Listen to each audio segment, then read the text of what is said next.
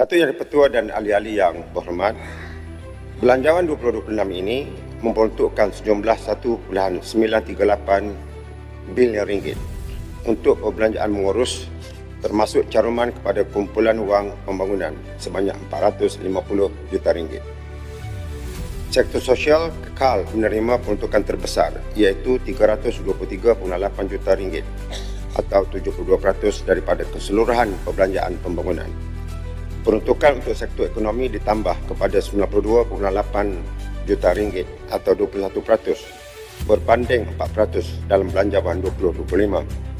Manakala peruntukan untuk sektor pentadbiran pula adalah sebanyak 33.4 juta ringgit atau 7%. Kerajaan negeri juga komited untuk meningkatkan hasil janaan negeri iaitu 85.36 juta ringgit daripada hasil cukai dan 203.23 juta ringgit daripada hasil bukan cukai, di samping 1.709 bilion ringgit daripada terimaan bukan hasil, menjadikan keseluruhan hasil adalah berjumlah 1.998 bilion ringgit iaitu surplus sebanyak 3%.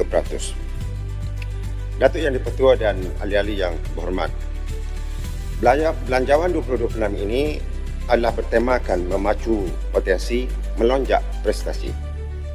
Saya mahu semua entiti kerajaan negeri iaitu jabatan, agensi negeri, badan berkanun, PBT dan PLC negeri bergerak dengan lebih pantas mengembangkan keupayaan masing-masing secara bersama.